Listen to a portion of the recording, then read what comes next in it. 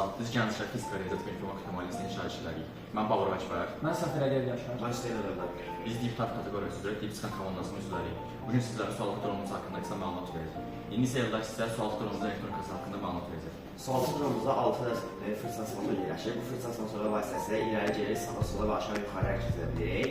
Buna əlavə ön hissədə 1080p'lik kameramız yerləşir. 5000 mAh 22 kW 6S bateriyadan istifadə edirik.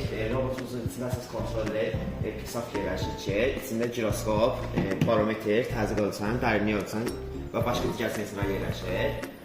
Motorları hərəkət etmək üçün də 45 amperli AC-lərdən istifadə edirik. İndi isə Yaşar öyrəndiyimiz haqqında anlatırıq. Biz bu robotdan öyrəndik ki, su altı dronları elə bilir. Altı ağır, üstü isə yüngül olmalı ki, suda rahat hərəkətini təmin etsin. Aşağı batırı yuxarı sıxmasını rahat təmin etmək üçün və arasına boşluqları qoymalı.